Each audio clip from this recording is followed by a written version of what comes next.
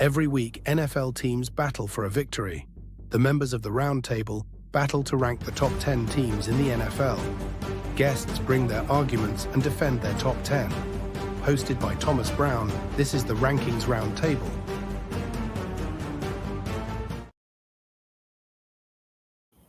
Ladies and gentlemen, welcome to a spooky Halloween edition of the Rankings Roundtable Show.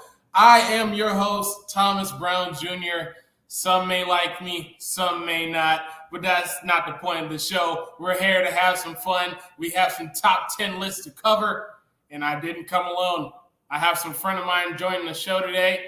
I would like to start with the guy who covers the team that played on Sunday Night Football and had to deal with the beating of the San Francisco 49ers yet again. Not that that's a thing that usually happens, but Greg, how you doing, sir? Welcome to the show once again. How are you? Boo you, okay? You just don't need to talk about the Cowboys. I do enough talking about that already. Don't give me any more nonsense about the Cowboys. I'm tired of them already. Look, really, man, look. I know you're tired of them. I just love helping you out and talking about them. That's all. That's all this is. Okay. No, I don't need to talk about them at all. I really don't. All right. Next, we have a Chicago Bears fan who is struggling to probably live with himself after the Hail Mary this past Sunday. It must not be cool being a Bears fan today. How you doing, Dan? How are you? Unfortunately, it's not that fun. It's not that fun when I have time, but hey, I'm back here. I'm locked in. I'm ready to go. Of course, the Bears are not in my top 10 right now. Oh, well, thanks for giving us the obvious without giving us the obvious. I appreciate it. I appreciate your honesty so much so, sir. Next, we have a DMV native. I like to have them all in one swoop here. He covers all three of the states, apparently. All right. Nate, I know you're very relatively excited about a new addition to the wide receiver room in Baltimore. I'm pretty sure you're feeling good today. How are you? My defense sucks. All right. And I feel like off of that alone, that should start the show, shouldn't it? Okay, your defense sucks, and what else? I like to pick up a Deontay Johnson. I like it. It's not a pass rusher, though. Okay. See, I'll take it. I'll take it. Now, week 8 was a very interesting week, to say the least. We saw some teams who had to deal with some injuries, i.e. the Houston Texans losing Stephon Diggs. We'll get into that a little bit later on in the show. And then we have some teams who showed how good they are and how great they are planning to be for the rest of the season. And you know what, Ashmere? I'm very ecstatic. It feels very good. I'm breathing much healthier oxygen today. I am. I'm partaking in all the substances necessary for me to feel like I'm on cloud 9, because that's exactly where I'm at today. All right? So let's get into our top 10 list, shall we? You know what? I want to get the heartbreak out the way. Dan, I'll let you express yourself willingly and knowingly. This is your opportunity to have a walking therapy session for us on live television. So, Dan, what does your top 10 list look like? And break it down for us. Well, of course, I had Chicago in there last week at like 9 or whatever the case may be. And, of course, they fell out with the debacle. We got dragged. We got dragged up and down the field. We were still in it. The defense kept points off the board, but I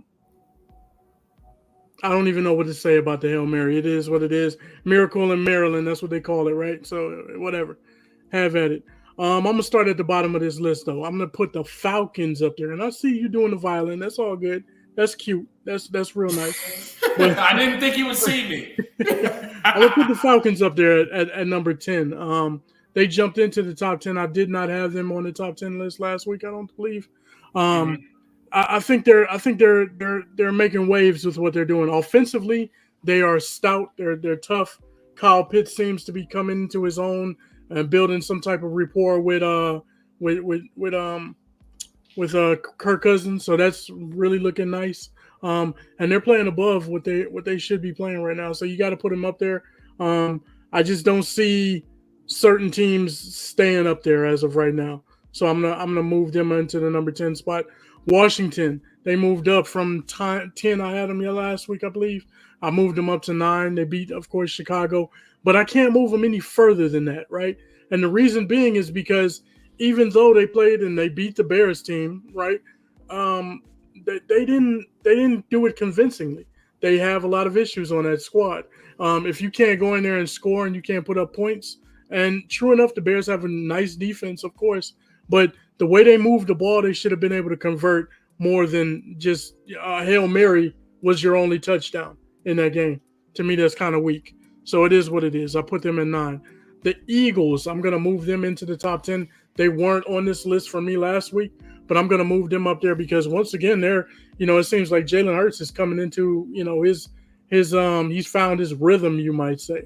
He's got some running touchdowns, some throwing touchdowns. He's able to hit, whenever you got those two weapons on the outside and Devontae, and also on the other side, you got AJ Brown. They're looking really good. And then of course Saquon, he's been Saquon all year. And as long as he stays healthy, that offense is going to be really, really good.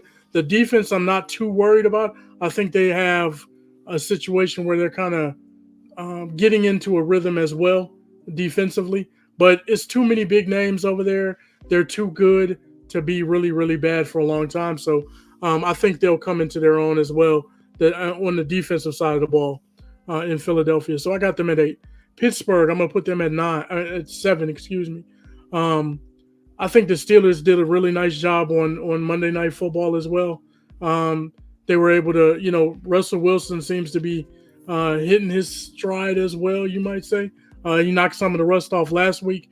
Some of the throws that he was missing last week, this past Sunday or Monday night, he was hitting some of those throws. Like that deep throw that he threw to George Pickens was nasty. It was a beautiful thing to see. Defensively, they're always going to be there. And whenever you got Mike Tomlin as your coach, they're going to be a well-coached team. They're going to be a tough team to play all the time, especially at home. So you got to move them up there. I put them at 7. I can't go any further than that, though. The Ravens, they took a loss, yes. And it was a bad loss. It was a loss to a team that they should have beat. So I had to drop them down significantly. I think I had them at 3 last week. I had to drop them down to 6 because, number one, you got 3 losses now, I think it is. And then, of course, you can't lose to teams that you should be beating. The teams that you should beat, you should pound them. You should wear them out. And then of course, you're going to have some difficult games, but that shouldn't have been a difficult game for them last week. The Packers, I got at 5. I don't really want to speak too much about them because I hate Green Bay. I mean, that's just me. That's the Bears in me. You know what I mean? So it is what it is. They have issues, I believe. I think they're playing a little bit above, but somebody's going to catch up to them. It'll probably be Detroit this week. I'll see. I'll probably say Detroit will probably win that game this week. And it's in Lambeau too, I believe. I'm going to go to number 4. That's the Houston Texans. Houston's been a nice team, and this is a team, it seems like, kind of flying under the radar, right? They weren't as prolific as they were last year. They're not putting up the same numbers, but they're still winning games. And Joe Mixon, man, he's put something into that offense that they really didn't have last year, which is that run game. I mean, he's going out there and every week he's producing. And not only does he run the ball well, but he catches it out of the backfield as well. So that's a really nice thing for them to have. Of course, their defense is pretty stout as well. So, they have a lot of things working in their favor and on that side of the ball as well. The Houston Texans. Of course, Buffalo, that's the team that I said last year. They're like a little machine. They keep continuing on. They just keep rolling on. What can you say bad about them? They do have some issues, you might say, right? They don't run the ball as much as I feel like they should. They lean heavily upon Josh Allen, of course. But as of right now, he's producing. He's making it work. So you got to put them at 3. They're chugging along. the Kansas City Chiefs, once again, at 2 for me. Of course, I'm not going to put them just because they're undefeated. I'm not putting them at number 1 because they're not. They're a team that can be had pretty easily, and they may lose to one of these mediocre squads, in my opinion. So they can be had, and their time is running low. Their time is running out. That's all I'm going to say about the Chiefs. And then, of course, the Detroit Lions. Once again, I'm not a Detroit Lions fan, of course. I'm a Chicago Bears fan, but I got to give props where props is due. They're top notch right now in the NFL, in my opinion, from top to bottom. They go out there and they pound people. They wear them out. They beat you up. You can't really say that they don't. I mean, they go out there, 52 points they put up on the board the other day. Of course, it was against not the greatest of teams, but anytime you put up 52 in an NFL game is something to behold. And they're doing it in every aspect of the game, right? You got a situation where, Jared Goff, he threw for 85 yards or whatever. You got all the wide receivers all scored a touchdown. Both tight ends scored a touchdown. David Montgomery scored one. Jahmyr Gibbs scored one. They had a kickoff or a punt return, for a touchdown. They had, once again, turnovers on defensive side of the ball. A lot of people have been questioning their pass rush, but as of right now, to me, it doesn't seem like it's hindering them at all. Now, if they end up getting a pass rush specialist at some point before this trade deadline and things like that happen, then it's just going to bolster their squad as well. But right now, man, I don't see anybody in the league that compares when you look at a team from top to bottom, including the coaching, defensive, offensive, special teams. They're the most complete team in the NFL. That's why they're number 1 on my power ranking. Wow. Dan, I don't know if it pisses you off to that list is good, but it probably pains you to have Detroit and Green Bay in your top 5, doesn't it? Absolutely. And what that's I was so happy that I was able to drop Minnesota out, right? Because Minnesota's on a 2-game losing streak. When you go on a 2-game losing streak, you can't be in my top 10. That's just me. You can't be in the power rankings top 10 because you're snowballing right now. You're falling very fast. So it was nice to move them out of there. We moved out of as well. But once again, I will say the NFL North, the NFC North, I should say, is the toughest division in football right now. And we have an uphill battle because we got all of our division games in the second half of the season, which kind of sucks because, hey, the black and blue division is no joke, man. Mm-hmm. Okay. Well, interesting list, Dan. We'll break it down in a second. I got some questions for you. Don't worry. All right. Greg, man, I'm pretty sure your list probably entices all the audience watching after a very interesting Sunday night performance that transpired. What does your top 10 look like? And please don't do it with a tear coming down your face because I don't think the audience can. I don't cry over football games, Thomas. Unlike you with your blanket going up to your eyeballs there when he was talking about those stupid Eagles earlier. Oh, yeah, that. I don't do that nonsense. But anyhow, my top 10, like Dan, I have the Falcons at number 10. The Tampa Bay Buccaneers, stop wearing those creamsicle jerseys. You sucked in them before. You always suck in them. Stop wearing those things. Now, the Ravens dropped big time for me because they lost for the 8th time since 2022 in the last 2 minutes of a game. That defense, Ashmir's here. Ashmir, I'm sorry, I was wrong. The Ravens defense is no longer top 5 because they can't stop the passing game. They stopped the running game, but man, they just suck against the passing game. And that is horrible. It's just absolutely frightening to watch. The Steelers are at 8. Look at me. I even put your Eagles above the Steelers. See, there you are, Thomas. See? Yeah, there you go. But that'll be the last time because in a couple of weeks, Pittsburgh comes to town and they're going to beat them. Anyhow, the Bills are getting by based upon their defense, not based upon their defense, sorry, but their offense with Amari Cooper there now and Shakir and all that good sort of stuff. That's a tough trip to go and make out to Seattle, and they stomped on the Seahawks, just stomped on them. I've got, that Go Pack Go. I don't like them either, Dan. Yeah. You know, after that playoff game, I really don't like them. They are who they are. Let's see how they do against the Lions at Lambeau this weekend. The Lions have to go play outside for the first time this year. We'll see what happens with them. The Texans are at number 4.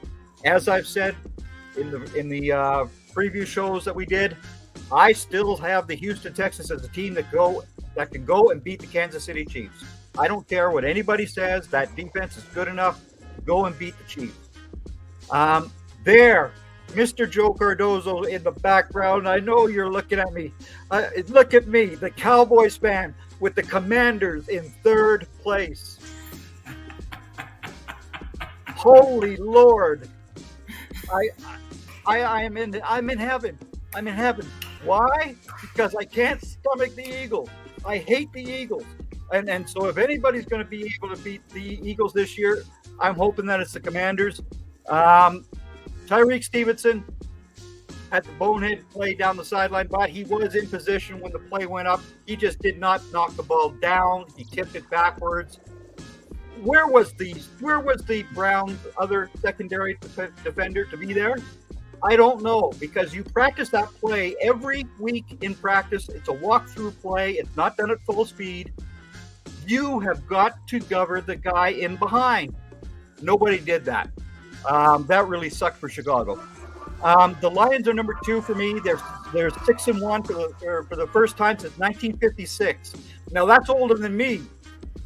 That's quite a bit older than me. 8 years older than me since they've been 6-1. But again, when you put up 52 points in a game, as Dan mentioned, you did a very, very nice job against the Tennessee Titans. But I still have the Chiefs as number 1. They haven't lost since Christmas of last year.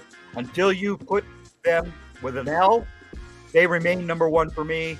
And nothing is older than me. Listen to Mark. That young man's going to get a whooping.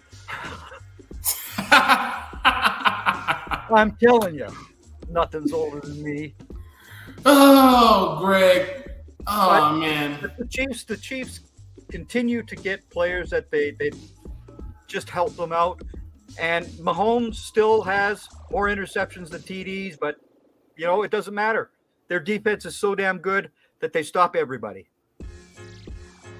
Wow. Greg, what a great therapy session, man. I know you needed to get all that anger and frustration needed to talk about how bad the Eagles are to you, how much they make you feel in such a dastardly, disdained fashion. Listen, I'm pretty when sure. I was growing up, the Eagles were always in last place. That's where they belonged.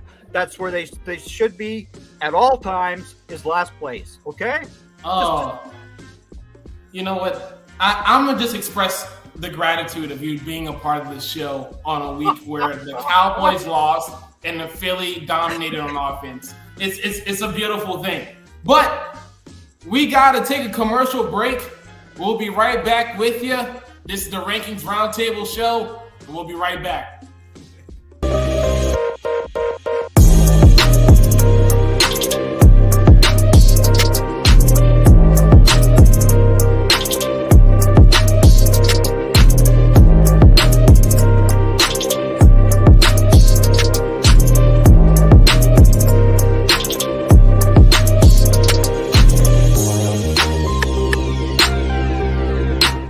You are watching Team NBS Media. We are a digital media brand covering sports, entertainment, and lifestyle, with team members all across the country. Through our written content, podcasts, and video content, we bring you fresh and professional content. Interested in joining the team? Shoot us an email or DM. Make sure to like, share, and subscribe. Oh, we are back. It is the Rankings Roundtable Show, hosted by yours truly. I am your host, Thomas Brown Jr. I have Greg, the homer of the Dallas Cowboys.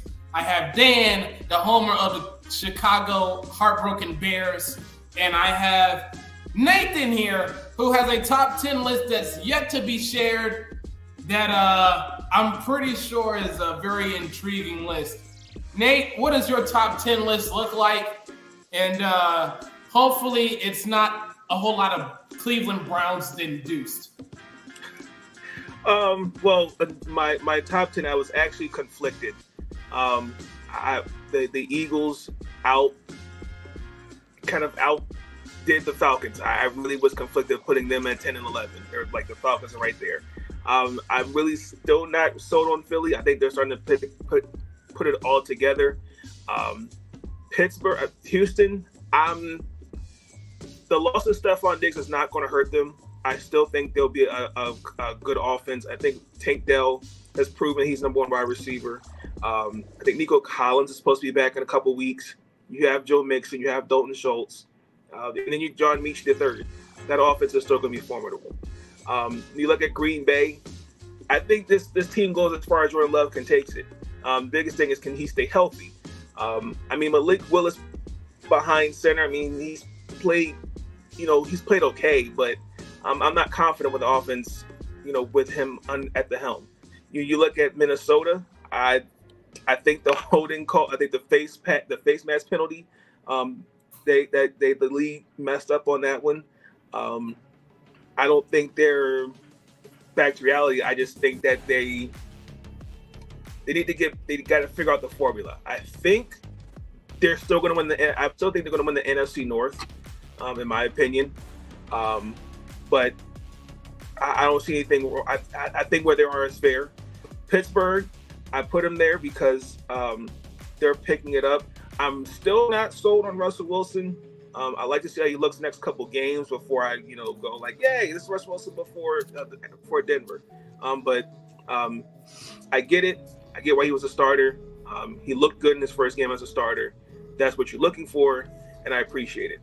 Number 5, I put the Commanders at 5 because, respectfully, Dan said it best. Like, the game didn't move me. One on a Hail Mary. How many times in the game did you see missed opportunities we didn't get in the red zone? And then also, too, respectfully, when you have the 9th easiest schedule, who are you playing? Washington still has to face Philadelphia. They have Atlanta, and they have Pittsburgh.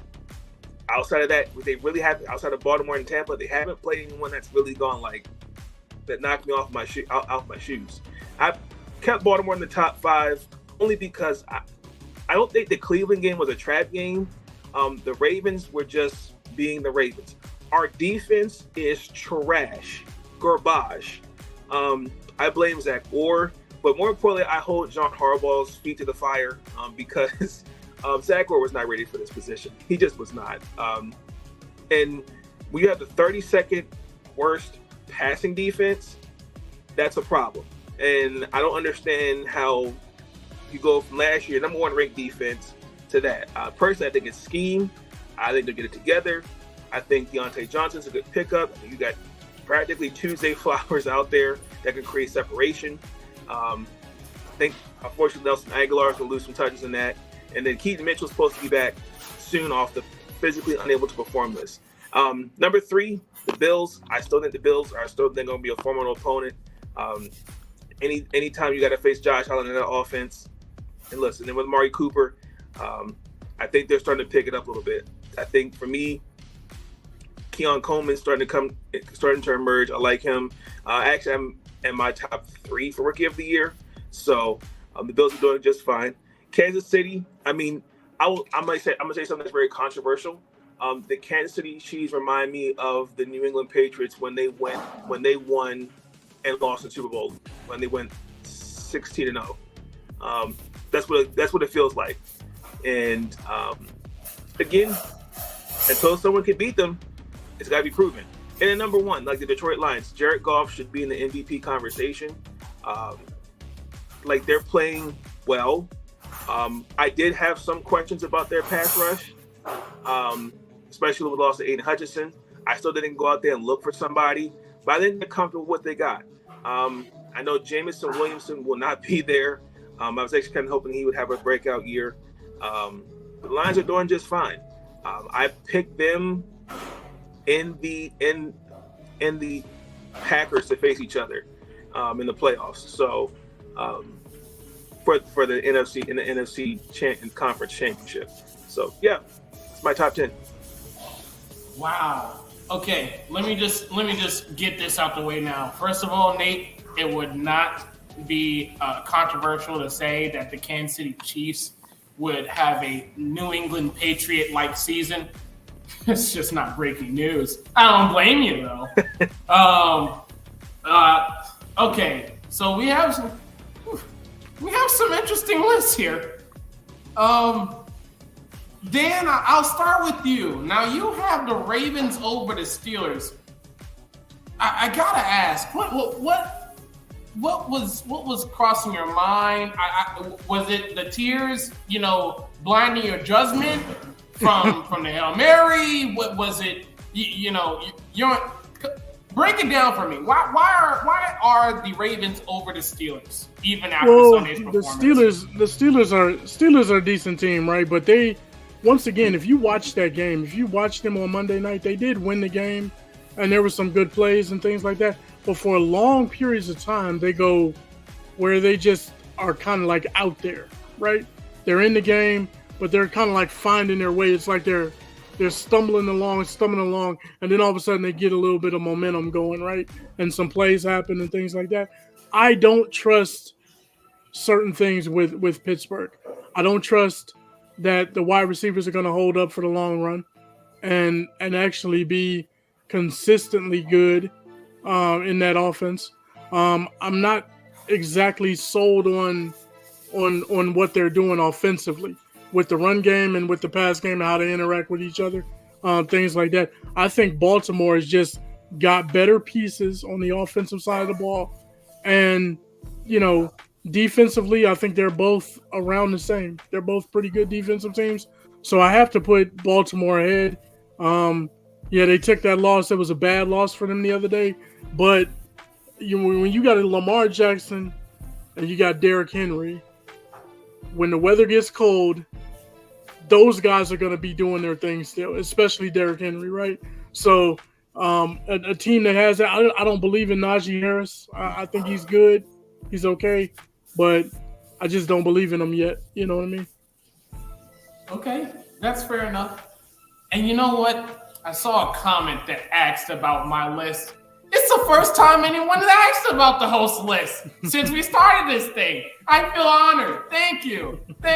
You know what? It's an interesting list. Okay, bring up my damn list. Let's do it. Let's do it, shall we?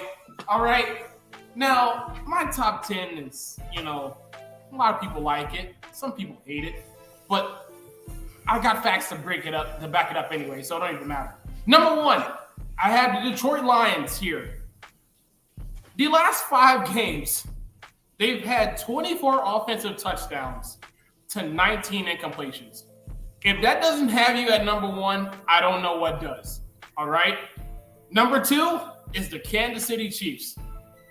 Look, y'all can nitpick all day long about Mahomes leading the league in interceptions and the offense not looking like itself or like it usually does.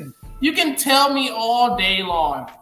But at the end of the day, they're still undefeated, and they haven't even played complimentary football yet. And speaking of Mahomes in that offense, they're second in the league on third down conversions.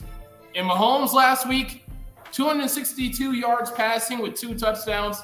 I understand he threw an interception. Who cares? It's the Kansas City Chiefs. If you don't like them, it's okay to join them. I kind of don't blame you, actually. Number 3, I have the Buffalo Bills.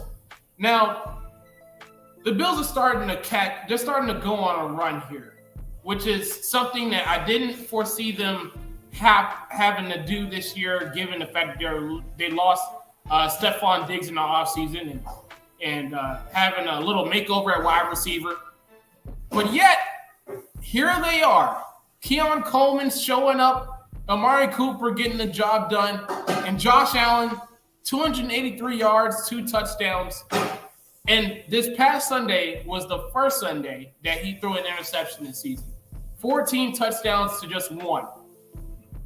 Sounds like an improvement to me. All right. Fourth, I got to fully put on the blanket for this one. It is the Philadelphia Eagles. Damn it, I'll say it. I'm impressed. You should just cover your head right now with the Eagles here at 4. You should cover up that face of yours like you were when you had the sunglasses on. What in the world do you have the Eagles sitting at 4 for? Hey, look. Okay, I'm not going to cover my face because the audience loves seeing my lovely face, so I won't do that. But I will cover my head. Okay? The Eagles are in my top 5 because Jalen Hurts showed up last week. 236 yards, 4 total touchdowns, 11.8 yards per attempt. Okay? And if in case that wasn't enough for you, Saquon Barkley had another game of 100 yards rushing, 4.9 yards per carry. Look, I don't know what else to say, man. It's fly, Eagles, fly today. I'm breathing good. The oxygen outside's a little bit comfortable. You know, I could breathe better today. All right? Eagles at 4. Commanders are at 5 today. Daniel Jones had 326 yards passing along with a touchdown. Terry McLaurin had 5 receptions for 125 yards. This is yet another affair where Terry McLaurin has had 98 plus yards receiving, which is 3 of the last 4. All right. I have the Packers at 6 here. They're tied for second in interceptions with 10. And Tucker Kraft, my lovely tight end, and not just because I have him in fantasy. 4 touchdowns in the last 5 games. He led all receivers for the Green Bay Packers with 78 yards. He's starting to become a nice safety net, nice safety blanket for Jordan Love or Malik Willis or whoever else plays quarterback for the Green Bay Packers these days. They're at number 6. The Houston Texans, they're at 7. And they're at 7 simply for the fact that they did something that no other team in NFL history has ever done. They made an opposing quarterback sub himself out, not because he was hurt, not because, he was having a bad showing and the coach had to rip him off the field. Because he was tired. They did such a great job on defense that they made him sub himself out because he was tired. That alone should have him have the Houston Texans at 7. I have nothing else to say. You make a quarterback sub himself out because he's tired, you're at 7 for me, okay? Ravens at 8. They've held running backs to 3.2 yards per carry, which is second in the NFL. And Zay Flowers, he's starting to become Lamar's number 1 option. 7 receptions, 115 yards, 100 yards in 3 of the last 4 games. I know it was a loss by a team that's been, I think you can say has gotten used to being everybody's bottom 5 so far this year in the Cleveland Browns. Everybody has an off Sunday. And if it wasn't for them dropping the ball so much, I think they could have won that game. But shoulda, woulda, coulda. It didn't happen. I have the Vikings at 9. Justin Jefferson, he's still that dude. 8 receptions, 115 yards receiving. This is yet another affair where he's had 80-plus yards receiving in 6 straight games. Lastly, I have the Falcons at 10. 30-plus points a game in 3 of the last 4. And you know what? I want to give a special shout-out to a guy who we never thought we would see the day that he would resurrect himself in the Falcons offense. I am talking about Kyle Pitts. I don't know if it's, Kirk Cousins. I don't know, but something is in the air whenever they play against the Tampa Bay Buccaneers. And Kyle Pitts had 4 receptions, 91 yards, and 2 touchdowns. And no, I'm not speaking glowingly because I had him on my fantasy team and I actually decided to start him willingly this week. I'm very proud. I can't even lie. It's one of the best feelings in the world. I got the Falcons at 10. So now that my list has gotten out the way, the fact that people were intrigued to see it, I appreciate it so much. Thank you. Now, Nate, you have the Ravens over the Commanders. Why is that?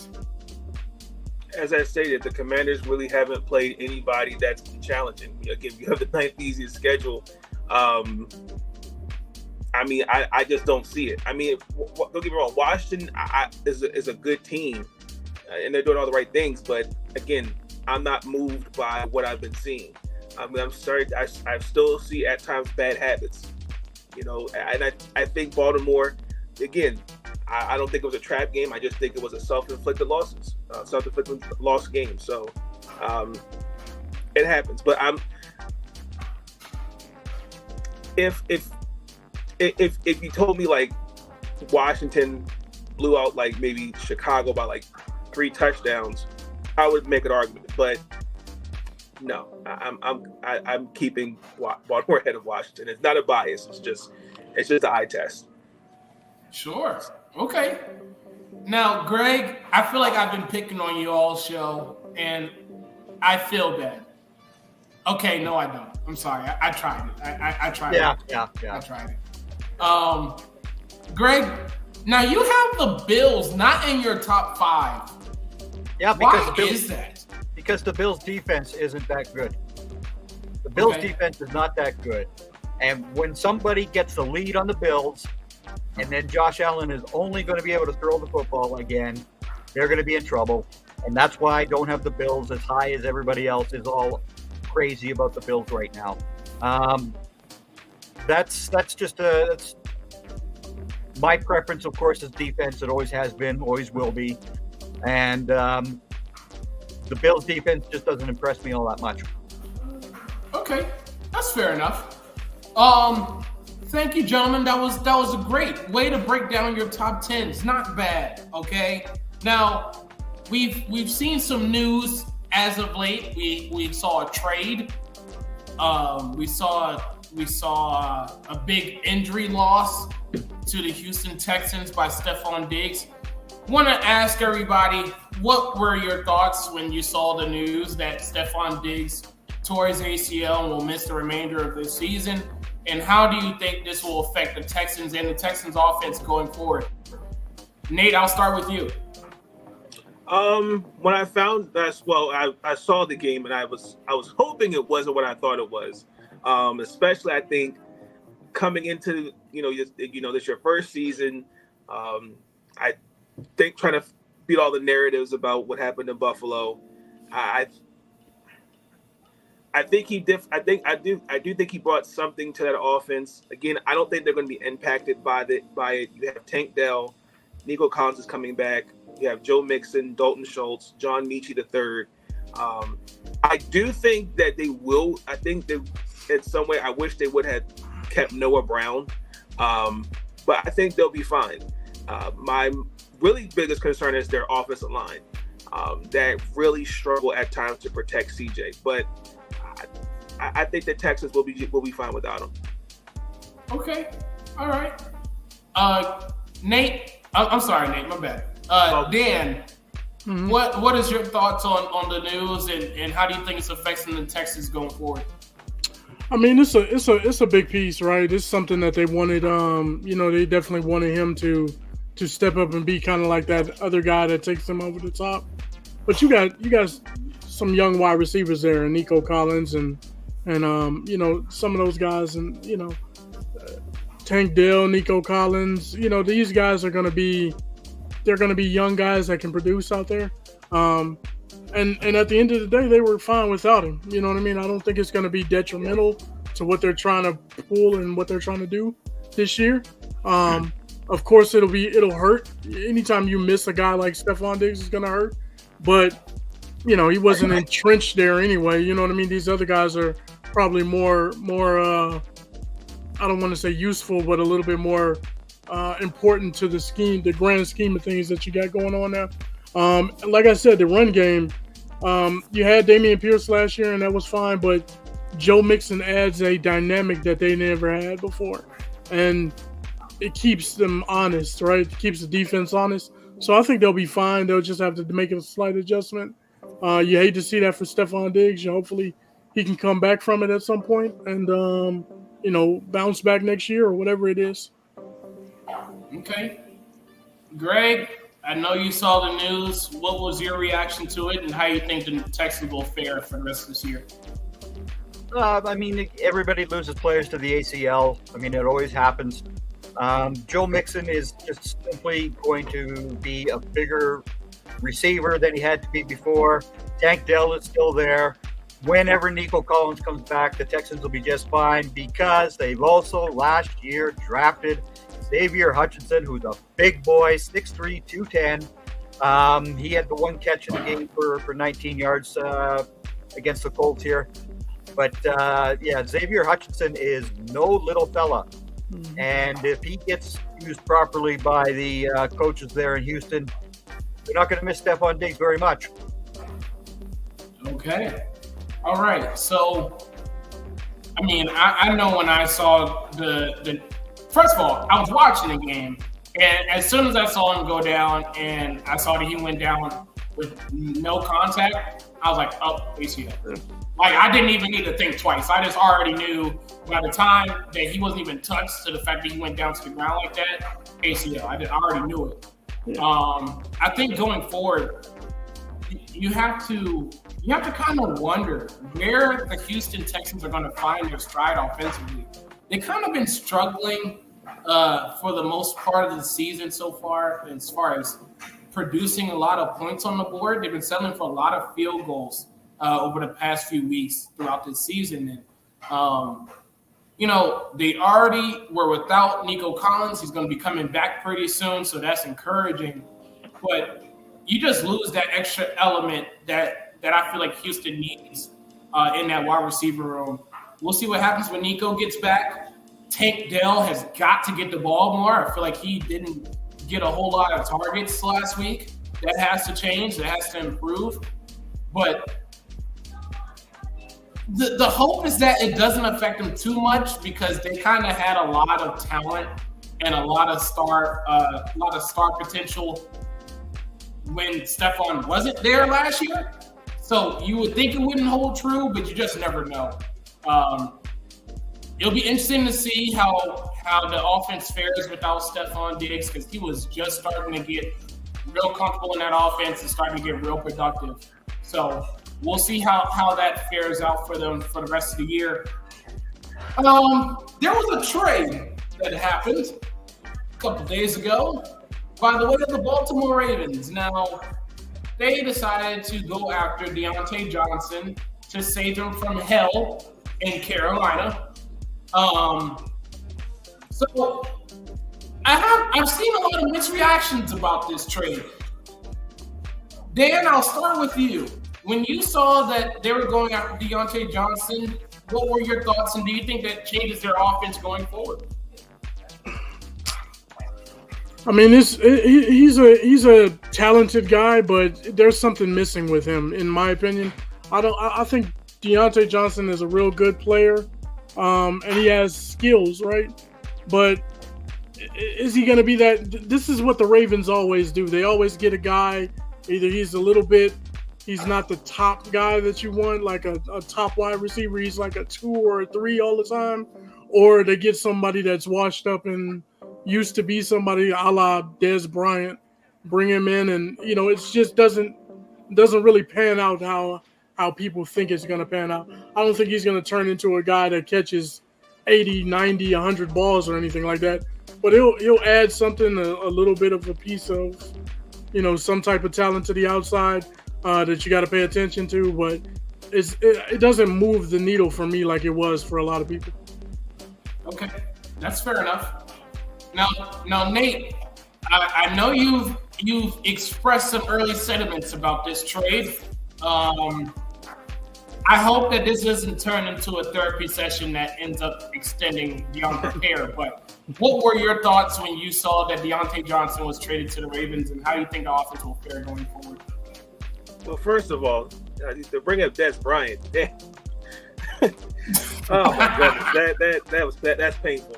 But no, in all seriousness, no. To be clear, I want to give a shout out to Josina Anderson. She made it clear that Zay Flowers and Rashard Bateman are the number 1, number 2 receivers.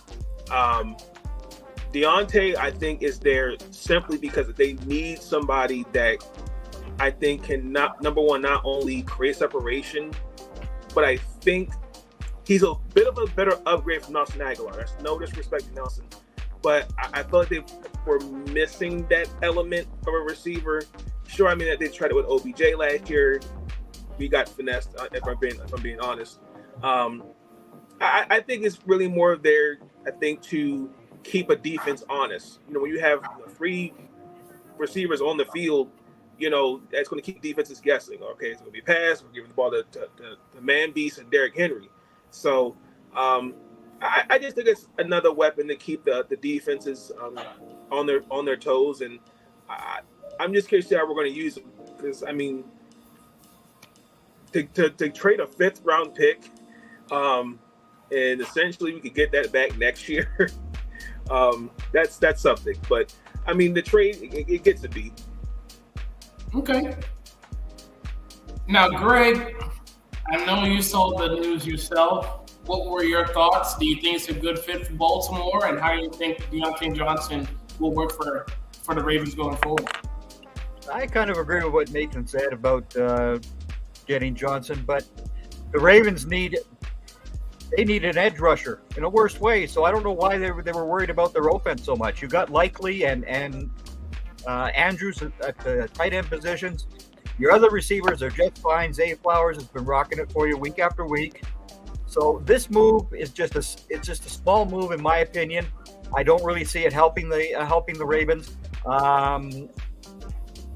Again, they need guys on that defense. That's what they need. Okay, cool. Which they do, by the way. I think anytime you have a secondary that's getting treated like Swiss cheese on a weekly basis, kind of need to improve it just a tad.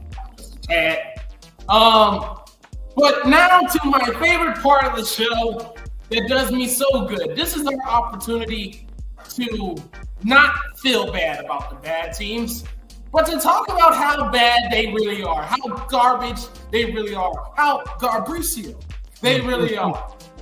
And there's no better way to do that than our bottom 5 list. And you know what? I gotta do it. Dan, what does your bottom 5 list look like? And please, don't go easy. They need it. I mean, I gave it to him last week, right? When with Cleveland, I bashed Cleveland pretty good last week. Now Cleveland climbed out of there. They're out of there because they beat a good team last week, and it was funny to see Jameis Winston doing his thing out there. But I'm gonna start at 32, of course. 32 for me is Tennessee. Tennessee is just, I mean, they get thrashed. You know what I mean? Just get murdered, slaughtered out there on the football field, pretty much week in and week out. They're 1-6. It's just been bad. It's just a bad look at everything. Nobody's producing the way that they should. When you get beat, and of course Detroit is a tough team, right? But when you get beat in every aspect of the game, they're like what does film session look like for Tennessee this week? Where we can go through special teams and defense and offense, the run game, the pass game. Everybody, every skill position player for Detroit scored. They put up 52 points. That's egregious in the NFL. That's terrible. So whenever you go out there and you get a 52-piece mild with lemon pepper sprinkled on it, you know what I mean? You're going to be at the bottom of the list, in my opinion. Number 31 is going to be the Carolina Panthers. Once again, this team is in shambles, man. It's a poorly run franchise. I don't know what they're doing. They're swapping back and forth between quarterbacks now. It's just not a good look for them. And they're not really doing anything to make themselves better. I don't see any identity. I don't see any, what are you trying to do on the football field week in and week out? What's going to happen with Jonathan Brooks? Is he coming back at some point? I know he was, he's dealing with that ACL that he had in college, but, you seem to think that maybe he's going to get back out there at some point. Run the ball if you can, whatever you can do to try to make things easier for Bryce Young and even Andy Dalton for that matter. But it's just not working for them. They're a pathetic organization right now. Jacksonville is going to be number 30 for me. Jacksonville is what they are. You know what I mean? It's a running joke for me. People jumped on the bandwagon with Jacksonville last year, and they had a little bit of success and things like that. But they've come back down to earth like a rock. You know what I mean? Like a heavy boulder. They've slapped back and down to earth. So this team is in shambles as well. You got a quarterback. What's going to happen with him? You already paid him. Doug Peterson. What's happening there? You know what I mean? How long does he last? Does he get ousted at some point? I mean, there's a lot of things going on in Jacksonville that cause concern for everybody involved. I'm going to put at number 29 the Giants are going to be number 29 for me. They're a bad team as well. They're you got Daniel Jones, you got the coaching staff that really doesn't believe in them. You can tell by body language and everything, right? They just have no other option. You just have to run with it. And what do you do? I think Daboll's probably going to be out by the end of this year, probably. So they'll be looking for a new coach, new quarterback, and all of that. You gave away Saquon, basically. So it is what it is. And then, of course, I have extreme pleasure putting this last team on this list, and that is at number 28. I found a way to put them in my bottom 5, right? And that's the New York Jets. Of course, they lost. And I do this, and I have joy when I do it because I can't stand Aaron Rodgers, number 1. I don't like Devontae Adams, number 2, right? They're Green Bay Packers, so there's still residual animosity and vitriol that I have for them. I loathe them in my heart. So, the Jets are on that list. They're a franchise, in my opinion, that's in shambles as well. You got a 40-year-old quarterback who's not really producing at the level that he should be producing. He's underachieving right now. I've got him on my fantasy team, by the way, and he's really pathetic. If it wasn't for him, I might be undefeated right now. But he's cost me a couple of losses. I'm winning in spite of him, I might say. But the Jets and their fan base, they thought it was going to come together just because you got Aaron Rodgers. They tried the same thing with Brett Favre. It's not going to work, man. These guys are old. They're beat up. It's time to let it go. It's time to walk away from the game, Aaron Rodgers. Excuse yourself and go smoke in a dark room or whatever you want to do for the rest of your life. And good riddance to you, man. Good riddance to you. Oh, and I'm laughing too at Devontae Adams because you cried and moaned and you got up out of Las Vegas and then you go there and you lost the first 2 games that you started with and you guys are at the bottom of your division.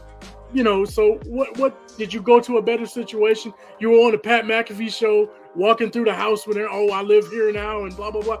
It is what it is, man. Don't get me started on those guys. I'm done with them. Wow.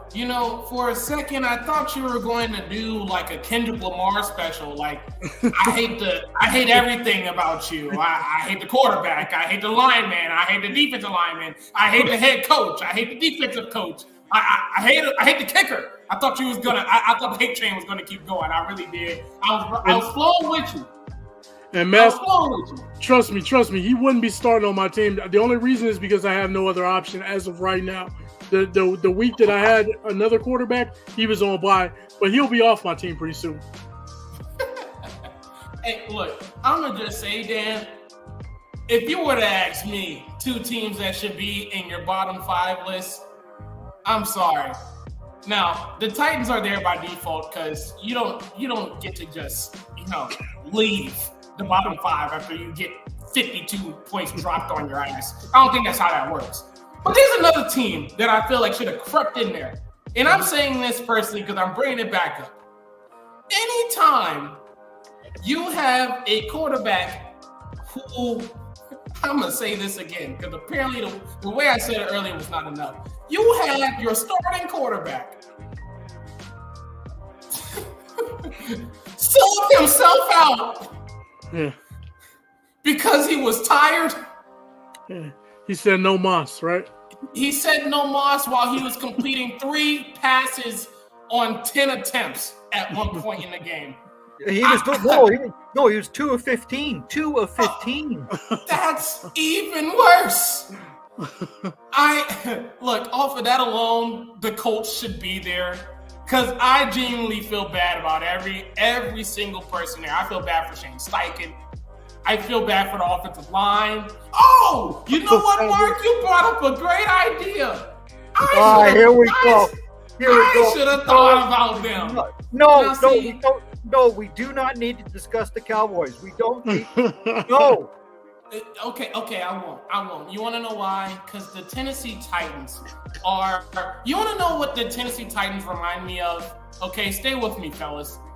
I saw a podcast by the name of the 3 and Out podcast. John Middlecoff is the host of the thing, and he said the Titans and the Panthers are the equivalent of the porta potty at the concert. The outside concert that has a big old line where you know that you need to go yourself, but you see that big old line where you know that it's been used time in and time out. People have crapped all up in there, pissed everywhere, all up in it. It smells horrible, but you know you really need to go. And yet you go up in there and you just do your thing because you have to. And the entire time you're there, you're just gasping for air. You're just gasping for air. And those porta potties are the Tennessee Titans and the Carolina Panthers. And you know what? After Sunday's performance, I don't care what the final score looks like. The Alice Cowgirls might as well be in there too. Wow. All right. Yes. The Cowboys, they're 32nd in running. They're 32nd against the run and all this other bad stuff. Yes, they deserve to be out of this conversation, however, because they're not a bottom 5 team in the league as of yet. That's fair. I like that you added "as of yet" part. I appreciate it. That lets us know that it's coming. I appreciate it. It is coming because the Atlanta Falcons are going to beat the crap out of them. The Philadelphia Eagles will beat the crap out of the Cowboys. The Washington Commanders are going to beat the crap out of these Dallas Cowboys. And you hear it from me straight from the horse's mouth. The Cowboys are done. They're done. I did not pay him for the advertisement. This is the conclusion of the Rankings Roundtable show. Fellas, thank you so much for joining me tonight. Let us know where they could follow you at on all your socials. Nate, I'll start with you, man. Yeah, you guys can follow me on Twitter at @1NathanSnell. Got a host of Big Nate Sports Talk podcast. Just did a couple of videos recapping the Ravens, Commanders, and Maryland Terrapins. Also, 2 college basketball, men's and women's. So Maryland Terrapins will be getting on that soon. I do have a WNBA mock draft coming out soon, so stay tuned in for that. And again, find me on Twitter, @1NathanSnell. My YouTube channel is the same thing, @1NathanSnell. Big Nate Sports Talk podcast. Check it out. All right. Dan, where can they find you at, my friend? You can find me at Daniken _DG3, at 3Kings _Midway, and we do the 3 Kings of the Midway podcast. I'm also happy to be here. Shout out to Nate as well for doing the little you said you're going to be doing a mock draft on the WNBA. You don't see that often, man, so shout out to you for doing some coverage on that. And of course, I also do the other show that's on Team NBS Media. You know what I mean? It's great to be here too, by the way. I appreciate it. I'm glad you guys have welcomed me with open arms. But we're on that other show, and it's with Christy Love. And we handle that show. It's pretty fun. It's called Foul on the Play. We talk about a variety of sports topics, the Chicago Bears included, and of course the 3 Kings in the Midway podcast. That's a podcast that I do with 2 other guys, and we talk exclusively about the Chicago Bears. We'll be doing a recording of that later on tonight, and it'll be out tomorrow. So appreciate you guys once again. All right. And lastly, Greg, remove Now, the tears of the Cowboys and let them I just put my St. Louis Cardinals hat on because Dan is a Chicago Cubs fan. He's not a New York Yankees fan. Take that stupid evil empire hat off of your head. My goodness. What are you talking about? I had to because I have a disdain for the Dodgers, man. I don't want them to win, so I have to go New York. Somebody bought me the hat. You don't need their equipment. Hey, Greg, somebody bought me this hat probably 5 years ago. 5 years ago. And this is probably the second time I've worn it. Yeah, but I mean, come on now. You're a good Notre Dame fan like I am. I am, yeah. Notre Dame, I'm a Cubs fan. You know what I mean? So that's why I have a little bit of disdain for the Dodgers. I don't want to see them win it right now. Well, I mean, it's 5-0 now for the evil empire. They're winning right now.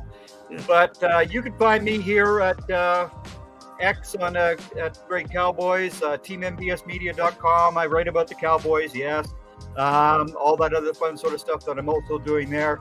I'm also the co-host of The Last Word on Saturday nights, which is our college football and what happens on the Friday nights and Saturdays and all that good sort of stuff as well. So that's where you can find me at. That's what's up. All right. And that was real nasty of you to put that stupid St. Louis Cardinals hat on, too. Yeah, well, you looking real nasty with that Yankee thing. What are you doing, man? What the? Oh, horrible, man. Now, listen, just because the Cardinals are usually in first place and everybody lost the Cubs in last place, don't get vicious about it. Don't get vicious. Oh, man. Oh, my God. I feel like we just need to have a cast full of violins on next week's show. Because I feel like that's what everybody needs. I feel like this episode will just fill up everybody's wounds just opening up on full displays. It's kind of crazy. I appreciate the vulnerability? Question mark. Anyways, you can follow me on Instagram and X at _ terrific Tom here on the screen. I am the host of the Rankings Roundtable show, as you can clearly see. I'm also the co-host of the Off the Dome show. We will be back this upcoming Friday. Promo video will be out pretty soon. We got a lot to discuss, Thursday night football, things of that nature. The list goes on and on. You want to hit me up on any socials about anything NFL, NBA, you name it. We can talk about it and have a pretty good time. So again, it's at _ terrific Tom. Look forward to talk to you soon. Thank you everyone for tuning in and joining the show. It was a lot of fun. Thanks for everybody that was commented. Like, share, and subscribe. And lastly, join us. We're out of here, baby.